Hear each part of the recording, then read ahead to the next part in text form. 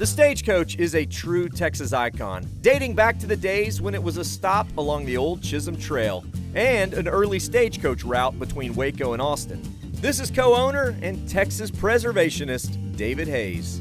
W.B. Armstrong actually built the hotel in 1860, and it was called the Shady Villa. Wow. And that was kind of the stagecoach stop where so many famous people came. So that's this two-story structure we're sitting in. This two-story structure right with now. a porch. And Okay.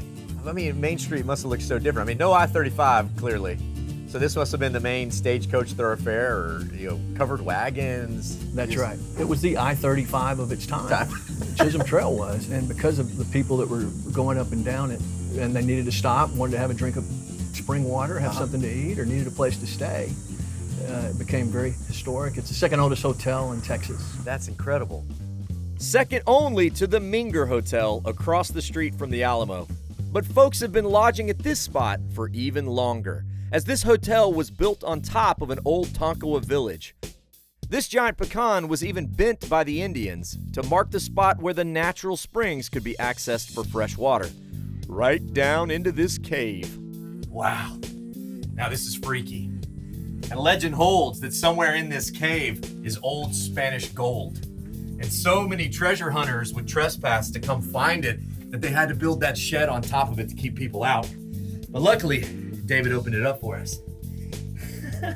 I'm not sure how far I want to go in here. And sure enough, down at the bottom is a natural spring-fed pool. But no need to chase old legends of Spanish gold, as the documented history is incredible enough. This is what we call the Sam Houston room, and Sam Houston actually stayed and slept here. What? Spent the night in this very room. In this room? And gave a speech on the porch. So it's very famous. As a matter of fact, we've had a lot of famous people that have stopped through here over the years. If there were a guest book, well, it would read like a who's who of the Texas frontier. General Custer, Jesse James, Charles Goodnight, and the list goes on. After the frontier faded, the Stagecoach found itself under the stewardship of the Von Bibbers, who turned it into the famous roadside stop that many Texans remember today. But after decades, the years of neglect and lack of maintenance caught up to this landmark. And despite being open for more than a century and a half, it closed. And that's when David and the others came to the rescue. Stagecoach Inn was closed when we bought it, and it hadn't had a renovation in decades. We came in, a group of investors, and we've spent a substantial amount of money renovating it and bringing it up to date. You guys are put in such an interesting position, bringing this to the present, but not forgetting about its past. That's absolutely right. We've been very cognizant of the history of the hotel, and yet you want to modernize it and make it attractive to the next generation. It feels like a frontier chic. Is that a word? That's right. I love it. From the renovated rooms to the Instagram-worthy pool to the craft cocktail-inspired bar, this place exudes Texas uniqueness.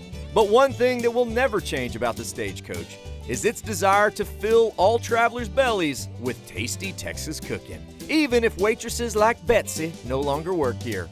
These days, it's under the watch of Chef David Bull. Yes, the CIA-trained, James Beard-nominated, Iron Chef competing staple of the Austin culinary scene, is now in charge of one of the oldest restaurants in Texas. What was the mission? I mean, here's a place that's been in business for 150 years. Yeah. So make a totally new menu, or? Our mission was to certainly pay tribute to the old and the history and the multiple generations that have been here over the past, but then also bring a new sense of modern dining. But still, we're in Central Texas and still paying tribute to the Texas type of cuisine that we've all grown to love. And one menu item they could never cut: the beloved Stagecoach hush puppies. Woo! You can't get much more traditional. No. And comfortable than that.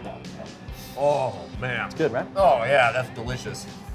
And another I'm not so familiar with, but that's been a Stagecoach staple for decades: tomato aspic. So it is essentially savory Jell-O, right? It is savory Jell-O. Yep. Oh, I don't know about that. I'm gonna have to think about that one. Yeah. And maybe a jellified gazpacho with There you go. Something in it. Like, I didn't know what I was expecting, but I wasn't expecting that. We really want you to try a little bit of the kind of the new, taking a couple things. We got a great seared salmon with a jalapeno cream corn. Oh, yeah. And then we'll go back to the classics of the traditional strawberry kiss dessert for lunch today. So. Okay. Yeah. I'm down, man. Great to have you here today. All right, here we go. I got a little bit of the new school of Stagecoach and a little bit of the old school. This looks like a dessert. It is actually banana fritters served with the entree. I was like deep fried banana bread, man. That's insanely delicious. Oh, we're eating good today, my friends. Yes, yes. Very, very much yes. A really nice, fresh, clean piece of salmon, but seared so it's crispy on the outside. That's a hard thing to compete with people's memories, you know, especially when you change a Texas institution. But these guys have done it absolutely the right way. The proof is in the pudding. In my case, the salmon. And now for the grand finale in true Stagecoach fashion. It wouldn't be a prefix meal at the Stagecoach without finishing with a strawberry kiss. Vanilla ice cream, baked meringue, a whole lot of strawberry goo, these little strawberry puffy things. Maybe strawberry kisses? Ah. Oh, Mind blown. Daniel. I just saw it happen. Look at that. It's like sugar on top of sugar, glazed with sugar. Amen. It's not just a kiss from the strawberry. I mean, like, you're making out with the strawberry here. Like, this is...